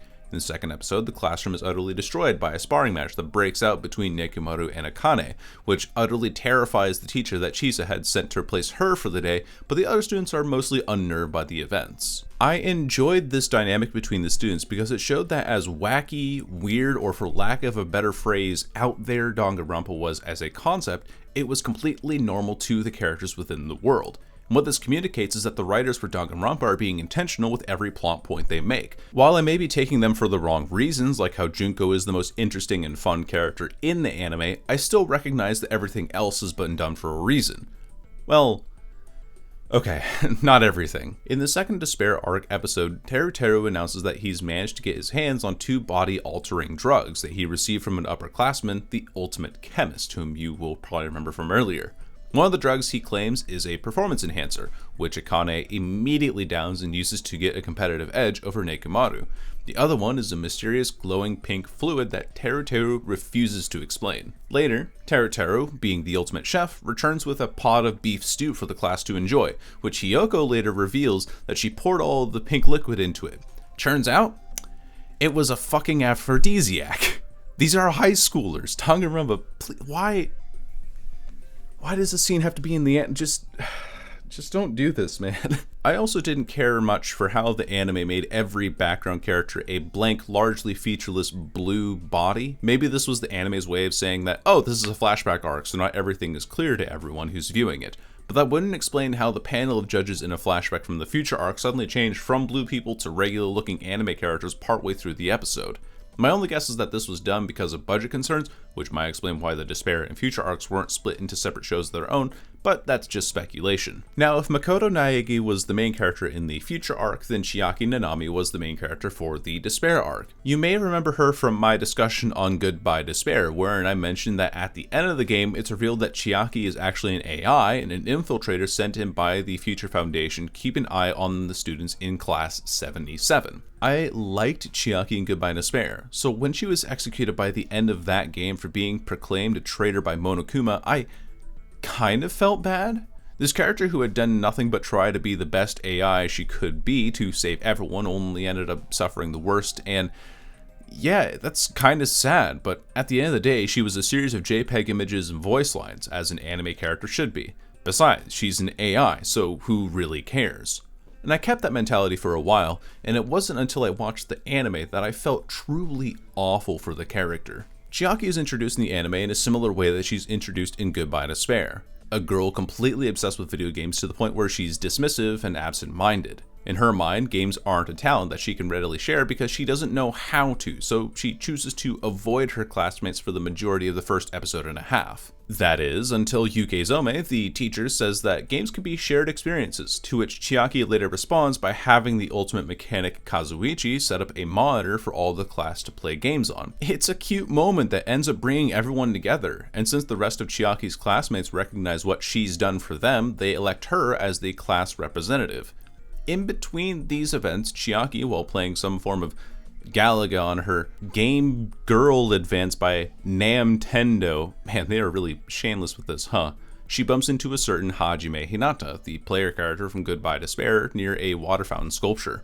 They exchange some dialogue about not attending classes, how they've come to hate the positions that they're in, and from there it somehow resolves in them choosing to meet up at the fountain to play games regularly. Now, if you remember, Hajime in Goodbye Despair discovered that he was a reserve corps student, a person without talent whose parents, along with 2,000 others, would spend exorbitant amounts of cash to send him to the prestigious Hope's Peak Academy, most of which would go into funding the gifted class, Chiaki's class, specifically. Hajime is enamored with Hope's Peak Academy, one of the big dreamer types, always thinking of what it would be like to be someone with an ultimate talent, though recognizing that he possesses none. When he meets Chiaki, he's almost intimidated by her because he can't imagine why someone with so much talent would be willing to hang out with a nobody like him. The answer from Chiaki isn't clear, and it doesn't have to be. But what is important are the three characters that all tell Hajime that talent isn't everything to life: Yukezome, Chiaki, and the school chairman Tengan. How Hajime just so happens to meet all of these crucially influential people at the right moment is beyond me, but hey, a lot of films and shows are based off the pretense of perfect timing, so let's just not worry about that too much. It would be dumb to assume that Hajime doesn't know who these people are, and because of that, I like to think that him not taking their word to heart is him suspending disbelief that the chairman, the teacher of the class that he looks up to, and one of the students of this class are all willing to say to not worry about having no talent, not to mention that the student is, on a whim, willing to be his friend. All of that is hard for someone like Hajime to accept, who's believed all of his life that because he was born without natural talent, that he was considered to be in a totally separate league, unrecognized by the talented. On the other side of the coin, Chiaki, with the encouragement of Yukezome and Hajime, grows to appreciate the people around her that she had so frequently ignored because of how she felt that no one else really understood her. It's not the most in-depth character development, but it's character development all the same. And for a moment, the show tries to convince you that this isn't Danganronpa, but rather your stereotypical middle-of-the-road, slice-of-life high school romance anime.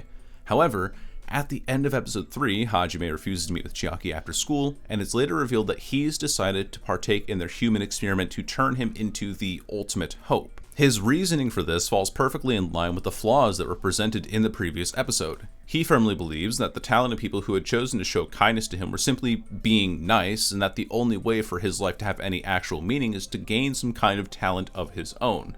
And he hopes to return to Chiaki having some amazing talents of his own that make him feel worthy of being around her, but the experiment that follows ends up wiping his memory entirely. Episode 4 is where things for Chiaki really start to change, an episode titled The Melancholy Surprise and Disappearance of Nagito Komaeda. In that episode, Nagito suggests canceling the exam period following the death of Fuyuhiko's younger sister Natsumi.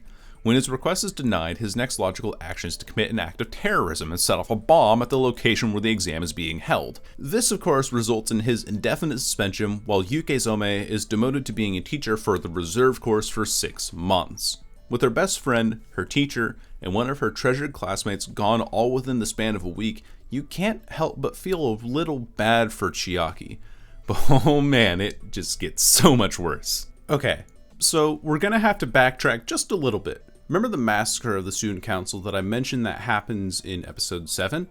When all is said and done, Junko sends an email to all the reserve course department exposing the fact that the reserves were nothing more than a way for the Hope's Peak Academy to feign the main course. Not only that, but they were also used to fund the research necessary to turn Hajime Hinata into Izuru Kamakura, the very same student who had just mercilessly killed all the members of the student council, which the school was trying to cover up. This, of course, enrages the reserve course students, and they start storming the gates leading to the main course building, the first step and what logically would have been the last step of Junko's plan before she met Ryota.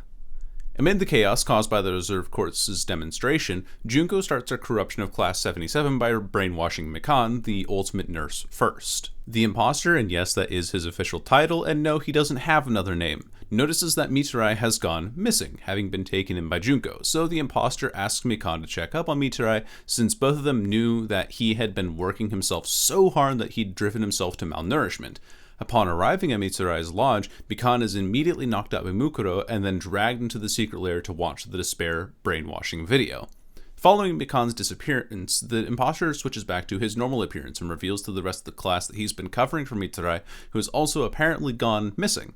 Concerned for their classmates, they all try to go looking for the two, only to have some of them break off for a variety of reasons. I know that this timeline of information is somewhat incorrect, but I'm trying to keep it to the most basic of details. Eventually, the only people to reach the entrance to Junko's lair were Chiaki and Nagito. They find Mikan and Miturai along with Mukuro, a lot of M names in this one, and Junko. Nagito, recognizing the threat of Junko, pulls out a fucking gun and aims it at Junko before Chiaki stops him, claiming like, no, don't do it, killing is wrong, Chiaki, please, he's trying to prevent you from becoming Swiss cheese. Izuru shows up, Chiaki briefly recognizes him as her friend Hajime Hinata. Nagito tries to shoot at him, but the gun jams. Izuru takes the gun and shoots back at Nagito, only for him to be saved by a student handbook in his breast pocket. Chaos. Ryota escapes, runs into Yukezome. He tells her of the events happening in the room just beyond, and Shisa barges in to try and save her students. Chiaki and Nagito manage to escape at this point, while Yukezome stays behind to confront Junko directly. And naturally, her attempt fails, and we get a scene of her being converted to despair, but Chiaki, feeling like she owes something to Yukezome for teaching her how to enjoy video games with others, rallies up the rest of her classmates to try and save their teacher from Junko. At which point, Mikan, whom Chiaki isn't aware has been converted into despair, lures Chiaki into the lair once more, then pushes her into a false wall where Yukezome is waiting for her. Yukezome then says that everyone is waiting for Chiaki at the end of the hallway, only to shove Chiaki into an elevator that takes her down to a trial room containing deadly traps. Junko appears on a monitor throughout the hallways and taunts Chiaki, claiming that her classmates are just beyond the door marked as the goal. All you have to do is watch out for the circular saw blades on the wall and door, the trap tiles that activate spears, and the ones that also fire ball bearings along the way. Well, Chiaki's the ultimate gamer. She can't let just a deadly game like this pass her by, especially if she has a chance at seeing her classmates again, and even if it means just temporary suffering. She reaches the door, opens it, walks inside, and the recording of Chiaki's death is then played back to the rest of the class with the brainwashing techniques baked into it. The grief of seeing their beloved representative brutally murdered combined with the video technique sends Class 77 into despair, and they start acting on Izuru Kamakura's will. At this point, I honestly didn't know what to say. I saw this coming from a mile away, and yet with how safe the anime was playing it in regards to keeping the rest of the class alive, I thought that maybe they'd keep Chiaki alive as well. Wishful thinking, this is Danganronpa after all, the series where your favorite character will die eventually. Everything that she believed in, everything that she did right, turned its back on her and ultimately killed her. Her best friend was converted into an emotionless husk that failed to recognize her in her dying moments. Her trusted teacher that inspired her to use her talents for others deceived her and sent her into her death. Her fellow classmates, even though if it was against their will or knowing, used her dedication to their safety to kill her. What makes it all the more pitiful is that if it weren't for the fact that her body was more holy than a church congregation on Easter, she would have kept on fighting for her beliefs. And I know I'm acting like this is the first death that I've ever seen in anime, but that's not what it is at all. To me, it's more that she died in the anime, was recreated as an AI from the memories of her classmates as they were put into the Neo World program, and then was killed again. That's not just sad, that's just fucking rude. There's really no other way for me to put it. Chiaki went through more pain than Ellie from The Last of Us 2. If I had watched the anime without any context for the world or the characters, then most of it would have come off as samey and uninspired. Grimdark anime with fantastical themes that includes the death or destruction of characters that you're meant to love and characters that are meant to be flawless paragons of society or pitiful blank slate losers. Oh man, where have I heard of that concept before? Gee, I wonder. Since the viewer or player is already allowed to glean a wealth of information from the first two games and the spin-off, which I opted out of playing, the anime mostly relies on the viewer being interested in the world of Danganronpa to begin with. Without the rest of the world to rely on, the anime feels egregious and pointless, because why would I listen to a bunch of characters pointlessly spouting nonsense about common human virtues when literally every other anime I've ever watched is standing right there? Furthermore, while the Despair arc help gives full context to the events leading up to mere moments before the start of Trigger Happy Havoc, it's not entirely new information. It does confirm the past events and ties all of the arcs together, but when those events had already happened off screen in great detail in a previous canon, most of the Despair arc is either a waste of time or there sheerly for the sake of dumping lore on the viewer. The only thing the anime really did for the Despair arc was make essential points in the lore crystal clear. Points like how Chiaki ended up being an AI in Goodbye Despair, despite having a personality that was very clearly based off of a student, and like how Izuru/Hajime wasn't actually the one to murder all the students of the student council, that was a lie set up by Junko, and how Class 77 was coerced into despair via brainwashing techniques. And what ultimately frustrates me about the Despair arc was that it felt like they weren't even trying to be creative with how Junko ends up converting the class to work for her. God, I'm going to sound like more of a nerd than I already am, but it's like Anakin Skywalker's conversion to the dark side in Return of the Sith. Anakin is a proven Jedi Knight, though with angry tendencies, and all it takes to turn him to the dark side is Sheev Palpatine turning his head ominously and saying, "I can save your girl if you join me, Anakin." I see the potential in what they're trying to go for in Danganronpa, but it's such a cheap way out of explaining a sudden shift in personality. Why not have your characters doubt the world they know, or have Junko convince them, like Izuru, that they're better than everyone else, or at least something more convincing than the storytelling equivalent of flipping a switch. Even though I also preferred the future arc to the Despair arc, the brainwashing switch flip applies to it as well, with the quote killer actually being people who are brainwashed into committing suicide by fatally stabbing themselves in the heart. I've already gone over how this discovery makes the ending of the future arc fizzle out entirely, because the threat is nullified once the characters figure that out.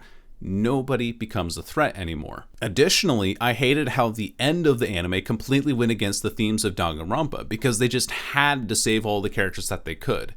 In the final episode, they effectively ruined the ending of Goodbye Despair. Remember when I said that this is Danganronpa, a game where your favorite character ends up dying? Well, not anymore apparently, because death to characters that have significance aside from Chiaki, who is dead all the way to Sunday, doesn't even matter anymore. In Trigger Happy Havoc, the characters that died have remained dead, as seen in Makoto's flashback during the brainwashing video. In Goodbye Despair, we're told that all the characters that died in the simulation died in real life, except they didn't, because by some divine unexplained miracle, Izuru manages to wake all of them from their vegetative state, so it's not like the deaths of any of the characters in Goodbye Despair even remotely mattered. That throws Fuyuhiko's character development in Goodbye Despair out the window. That flushes Hyoko's partial redemption shortly before her death down the drain. That makes Sonya's attachment and promise to care for Gundam's animals after his execution pointless.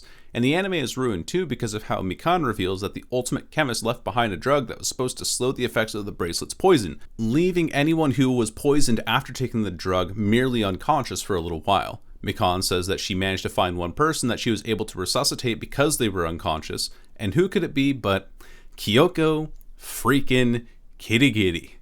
For a series that hinges itself on being a murder mystery, they really make it seem like death doesn't matter. And now that I think about it, aside from being waifu material, the only reason I actually care about Chiaki is because she was a character who mattered immensely to the other characters, had development, and she stayed dead. If Chiaki had been revived at the end of the anime by some other divine miracle, the entire series would have fallen apart. So at least they had restraint in that regard. Ultimately, the anime is fun, and it has some highlights to it that I've already rambled way too much about. I know that I've enjoyed this series immensely so far, because why the hell else would I be over an hour into this video? So when it comes to adding lore and progressing the story in a way that makes sense for the medium, I could say that I had a good time watching the show at least. I'm a lore nerd when it comes to most any game I play, even in games where lore doesn't matter. You don't need to know that Kayle from League of Legends was born on a mountain where the gods meet with mortals in order to play her better in the game, but it's kind of cool to know. I have the same initial reaction towards the anime. It's kind of cool to know, but it doesn't change too much. The art style, while the blank slate blue faces of the background characters was annoying, is something that I enjoyed from this series. I've generally been a fan of the anime style, and if I ever get back into drawing again, I'd like to learn how to recreate it. What I didn't like in general was the writing and how inconsistent it was with the themes of Danganronpa. They made it clear multiple times that death doesn't matter unless it's this one specific character, and instead of trying to cleverly plot out character development, their solutions were light switch solutions. I don't care about the lead singer from Nickelback in this anime. Stop trying to make me care about him. I can't really recommend Danganronpa the anime to anyone but to people whom I know have enjoyed Danganronpa so far for its ridiculous premise and characters. After all, if your standards are as low as mine, then I'm sure you'll have a good time with it too, so long as you don't think too hard about it. I hadn't heard someone say prior to my playing the games that Danganronpa V3 was the best one in the series, and upon first loading up the game, it wasn't hard to see why that opinion was popular. Visually, V3 is a vast improvement over the previous two mainline installments. The developers of Danganronpa claim that the game has a cyberpop aesthetic to it, which I felt was most heavily apparent in this game, though in its own way. The outfits of the characters sometimes fit the bill for the style, if a bit faded, but it was the added details that really stuck out to me and made the rest of the game fit the bill as well. Details like how character names are skewed slightly, or how text boxes change color and shape depending on the mood of the character. Heck, even the text boxes themselves are neon colored in this game. It's not a new concept, as I know that Persona 5 has a lot of the same elements, including the time of day and location indicator being some whatever the hell this style is. I loved how the camera would pan to different characters across the room we were in as they spoke up, rather than being different PNGs for each character against a blurred background. It made the environment feel more complete and each room more distinct. Character portraits were also placed on the side if multiple people were talking at once in such a way that they all felt like they were consistently contributing to conversation without feeling too empty or too crowded. What I appreciated most about these changes in general was how they made Danganronpa visually unique from other visual novels. Visual novels are a hard genre to improve on, especially in a series as rigid as Danganronpa, where the rules between each mainline game and even the anime have remained the exact same. The only way to really make notable improvements was in the visuals, add at least a little bit of flavor to the game, and Danganronpa V3 handily delivered that much needed flavor. However, what I still find most irritating about the game is that it still treats the player as if they've never done the whole killing game thing before. I mentioned this already with DR2, but I also stream V3 to my Twitch channel. What I didn't mention before was that I flex my horrid voice acting skills to give each of the characters unique voices as a way to entertain both myself and the chat. That definitely extended the playtime, but after playing through Goodbye Despair and watching the entirety of Trigger Happy Havoc on YouTube, the patterns of the game started re-emerging and becoming more of an annoyance. Ergo, even trying to do the voices became an annoyance themselves. The main character shows up at the location with no memory and claims that nobody will be killing anybody else, and that everyone in the facility is a group of friends. Basic mechanics are explained again. Here's your room. Here's how free time works. Here's how the killing game starts. There are 16 participants, most of which have personalities and talents that don't matter in the slightest. Out of all of the things to bum me out the most about this game, and with it being the last and latest entry, this entire series is the lack of characters using their talents for murders or for a lot of anything else, really. Characters whose talents weren't used in the game he knew were either going to be murdered or be murderers themselves, almost every time. The talents were made to be lore pieces, and I understand that, but why bother sticking to tradition at this point if all it does is drag out the obvious? Now, to its credit, this game does have a rather interesting opening that, according to the mini Monokumas or Monokubs, was off script, so they have to send us back through the ringer and remind us of our talents. It's different, at the least, but again, the talents mostly just make up for personality quirks and some notable accents to the character's outfit. Either way, this game still doesn't justify the sheer amount of time we have to spend figuring out what each person does. Initially, what I thought was going to happen was that the characters all got their talents mixed around, since some of them don't seem to be particularly good at what they do compared to previous installments. That didn't end up happening though, since the rest of them appear to be fully capable and clearly remember what they've done in the past. Kaede's piano skills, Ryoma's affinity for tennis, and Shuichi's ability to be a Kyoko clone. It doesn't matter though if you're the ultimate coffee barista or the ultimate arsonist, you still burned hours of my time before actually getting to the interesting part of the game, the murders. I know, it's terrible, and Danganronpa consistently harps on the virtue of is murder still bad if it's done like this or for this reason, but I'm the kind of guy who likes it when he feels like things are moving forward. The first few hours are a slog because it's the same song and dance that I've already done 3 times so far, including the anime. Just get to the point. But the writing in this game in particular is unintentionally the most comedic. Sure, Goodbye Despair had its fair share of weird dialogue, but V3 sends it over the top and it blindsided me every time. But as an updated set of visuals and hidden gems of dialogue here and there entirely worth the 20 hours that I spent in this game? Not really. I started streaming this game on Twitch, but I could hardly get through the second chapter before I called the whole operation off. And that was partially because I wanted to get this video essay done, but partially because I also wasn't really enjoying myself on the stream. The issue with the game is an overlying issue that Danganronpa has and still refused to fix at this point. Dialogue takes far too long to reach logical conclusions because, for whatever reason, every character has to have a line of dialogue when they're all in the same room. Heck, even when I tried recording the game off stream, it still took about 2 hours to complete the end of chapter 2 because everyone just has to say something, don't they? Especially you, Kokichi, you're slowing everything down. Not to say that characters can't contribute to investigations or add the flavor that's needed for the setting, but we don't need to hear everyone's opinion on every little thing. It's like the game wants you to remember that characters like Kibo exist when he offers very little in ways of personality and insight. Characters that surprised me though, definitely the main character that you start out as, Kaede. For starters, she's actually a character. I always hated how in the previous 2 games that neither Makoto nor Hajime felt like their own characters with distinct personalities that existed in the world. Sure, they are meant to be the player's self-insert, but they felt disconnected because of how the other characters felt like they were being forced to interact with them. With Kaede, she had her own awkward dialogue that felt like it fit right in and had a talent that, while it felt mostly useless, allowed her to have character quirks and interactions with other characters that made sense. Ultimately, I was relieved that I didn't have to play the same corny, spineless optimist. Granted, Kaede is an optimist, but much more assertive than Makoto and Hajime ever were, and that was a welcome change because she moved the story forward herself instead of reacting to everything. There's also a line in here where she talks about Tsumigi's appearance, and it was awkward, it was bad, but it was different from what we had with previous characters being sort of like the perfect opinion all the time. And then they killed her. I'm a little upset about Kaede's execution because it meant that we now had to play as Shuichi, the Kyoko copy, for the rest of the game.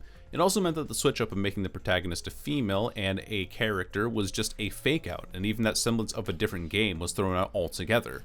It was kind of fun to see that they tried something different by making the person we assume to be the untouchable main character a murderer, and even cooler how her actions were entirely dictated by me as the player. The payoff for having to switch characters back to the same character that we played in the previous 2 games, though, was absolutely not worth it at all, in my opinion. I mean, at least he has a different color of hair and eyes. I think that's what set me off of streaming this game on Twitch. I went in expecting Danganronpa, got something slightly different to shake up the experience, and then 4 hours in I was told that it was indeed just Danganronpa all along. At this point, do I even need to say anything else about this game? Just like the previous two anyway. This character was cool, this character was funny, I'm sad that this character died, wow, that death was terrible, and blah blah blah blah blah. Of all the things that I was expecting from this series though, I wasn't expecting the ending to turn out the way that it did, and I hated it.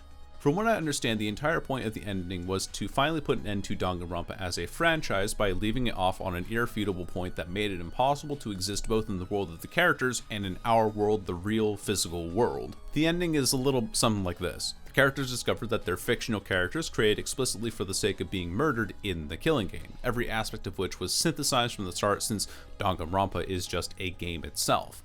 V3 actually stands for 53, and that indicates the season of Danganronpa that they're on, meaning that prior to this particular season running, everyone had been cheering these games on for 52 seasons running, hence the reason why Junko Enoshima was allowed to come back multiple times since her death was synthetic anyway. The last remaining characters, since they're based on real people, decided to not participate in choosing hope or despair, and the game ends because of how it defies every other previous season and ends the purpose of the mastermind character. Now on top of that, we actually discovered that the mastermind was us, the audience, or the player all along, since we were the ones willingly guiding these teenagers to their deaths for the sake of our own entertainment. As cool of an ending as that sounds, I hated it because of how it feels like such a cop-out ending. On one hand, the developers have no reason to continue releasing the games because the characters that they wrote for the games themselves have finally broken the killing game loop and have created a situation where it's neither needed nor wanted anymore. On the other hand, having such a cop-out ending feels like it's a really easy way to absolve criticisms of inconsistencies in this series. For example, why didn't some of the characters use their talents more in the games? Well, because those talents were never real, so their body really didn't know how to work with them. Why didn't the characters in each game remember anything prior to their arrivals at their killing game locations? Well, because when the characters first loaded into the game, the only memories they had were the files that were initially assigned to their fictional characters. It also means that instead of trying to create some sort of over-the-top ending to the series that keeps itself confined to the already loose limits of the world, the creators said, screw it, and made an ending that completely invalidates the existence of the fictional world. And I'm very well that Danganronpa isn't real life, just like how I know that Lord of the Rings isn't a real story. But the Lord of the Rings wouldn't have been nearly as cool if it was confined to its own expansive fantasy bubble, and was actually the ramblings of some LARP group that meets every other Saturday. And the same goes for Danganronpa and its bizarre sci-fi themes. There was so much that felt unanswered and up to interpretation until the ending of the game. The families of these characters, the end of the world, the characters striving to fight against nefarious forces, whoops, it doesn't matter because none of it is real anyway. At this point, why should I even care about the games if even the creators themselves has said that their world and characters simply don't matter? Alright, so here's the part where I talk about extra miscellaneous things that came to mind, but I couldn't really fit anywhere else in this video. Music. Danganronpa has a very solid soundtrack. I'm not a fan of the thing in its entirety, like how I love Ceaseless soundtrack from front to back, but the good songs in each game's soundtrack really hit, to the point where I was even using songs from V3 in videos that I edited for other clients before I even had a chance to play the game itself. The soundtrack was strangely appropriate for each of the games, yet consistent. Composer Masafumi Takada uses a weird combination of ominous synths, guitars, drums, a marimba, and a trumpet to such efficacy that he's able to evoke a sense of varying degrees of dread with every tune that plays across any of the games, even with the happier tunes. Each soundtrack comes with its own flavor as well. Trigger Happy Havoc is the introduction to the main motifs in the soundtrack. Goodbye Despair takes those late motifs and puts a tropical spin on them, and then Killing Harmony comes in and says, screw all that, we're doing jazz now. Writing. Throughout my playthroughs, I struggled with the writing the most. In the last video I made on something related to anime, which was previously the longest video on the channel before this one, I see a pattern here. I constantly complained about the tropes in the writing and used it as a catch-all reason to hate anything and everything about JoJo's Bizarre Adventure. When I started playing this game, I put those biases aside to try and enjoy the game a little, and yeah, I still don't like anime writing. But this time I can explain why with specific examples from the game. My piece has already been said on Killing Harmony, but my main complaint with Danganronpa as a series is the most obvious in the anime, the part that I felt was one of the better parts of Danganronpa. I'm a fan of long-standing development and characters who undergo slight changes in a period of time, as evidenced by this section from my video on Doctor Strange. Ergo, regardless of the fact that Danganronpa is an anime game series, I still very much dislike the fact that the end of every single class trial, or just seconds prior to a character's death in the anime, they just had to give us a massive expose or conveniently give the audience a flashback sequence. Why? Oh, to make you care about these characters, even though 5 minutes or less of writing is nowhere near enough time to develop them properly. Personally, I would have liked there to be no exposition for a character in the games, or at least something very limited to give the player a hint as to what their past may have contained. There's a post-game segment where you can move around the locations and talk to everyone as if the murders never happened, and I have never felt the urge to go back, because why would I bother trying to figure out someone like Gundam from the second game if he's already told me everything that I need to know in a segment that's completely out of my control? I've been referring to this writing as a light switch, as if someone flipped a switch and now you're suddenly supposed to care about this character. I've already made up my mind that I don't care about them, just let them die already, please. Talents. It's really hard to comment on the use of talents of the characters throughout the series because of how V3 completely invalidated them by saying that the memories of the characters using said talents were falsely implanted. It felt like there was some wasted potential there, since it seemed like some of the talents were only in there as footnotes for the character. Hifumi. Really good at drawing manga. Yeah, that's about it. Theming. Initially, I thought that the color of blood was chosen because red blood would have to be censored in locations like China, and honestly, I live there and I don't know why either. But upon looking deeper into it, the real idea being using pink for blood instead of red was to better fit the visual themes. And yeah, after going through 3 games of Danganronpa, I can definitely say that pink blood does feel more natural given the art direction. The future arc of the anime uses red blood, and it feels separate from the games as a result, despite the recurring characters. But at the same time, this death from Killing Harmony would have been way worse if the games had been using red blood. Overall, a neat touch. The audience. Now, I'm not talking about the audience as a character like they were made out to be in Killing Harmony, but rather the market that this game is for. I'd be willing to guess that Danganronpa is most targeted towards boys in their late teens, given that the main characters from all 3 games are, well, boys in their late teens. Yes, they do try to subvert that by making the initial main character female in Killing Harmony, but after her execution, we take on the role of Shuichi Saihara, and it's right back to where we started. That did kill my motivation for playing Killing Harmony on stream because, once again, I thought that it was going to be the game to do a few things differently, so I was sad to see that aspect of the game remained untouchable, and it looks like it won't be changing anytime in the future. I would rank the series overall like this. Trigger Happy Havoc at the bottom because of how rough around the edges it is compared to the rest of the series. V3, just a step above that, because even though the visuals in this were by far the best along with a notable improvement on the voice acting overall, they still murdered Monokuma's voice and have the crappiest, most cop-out ending known to mankind. V3 honestly just didn't feel worth my time at all. The anime is then just a step above that of V3 because even though I thought that the timing and the characters were a better fit for the medium, half of it felt pointless and the other half had writing that fell flat on its face far too often. And finally, Goodbye Despair at the very top. Even though a lot of the character relationships were easily broken down into very predictable one-sentence descriptions, the absolute trip that this game goes on from Mikan's double homicide to Nagito's trial to Chiaki and Hajime being the best protagonists in the whole series, I can't say that I have more to complain about in Goodbye Despair compared to any of the other titles. Danganronpa is a fun experience that's obnoxious in how little it tries to avoid anime tropes and is often juvenile to the point where it would irritate most people, myself included. The pacing is horrible in the games, and I can't really see the series having too much potential as far as world building goes since they nuked it at the end of V3. All in all, it's far from perfect, but I can definitely say that I enjoyed it somewhat, at least enough to get to the end of the series. And that's about all I have for this video. Thanks to all of you who listened or watched all the way to the end. I know I say this a lot, but I'm so sorry for such a long break in between this video and my last one. As some of you may know, I was gone in the summer of 2021 visiting family for personal reasons, and I didn't really get a clear opportunity to work on videos in between then and now. And to be completely honest with you all though, I don't know if I'll ever upload again. This video does encapsulate exactly what I want to be doing with this channel, but the time and effort that has to go into videos like these often isn't worth it. I spent about 80 hours playing the games, over 100 hours editing this video for what I can speculate will be a minimal reward based on channel statistics alone. And sure, making videos is incredibly fun for me since it's what I do for Scooch and a couple other content creators as well, but it's now at a point where my own content has been taking priority over more important things like attending university classes and taking care of myself. To put it simply, making videos isn't healthy for me.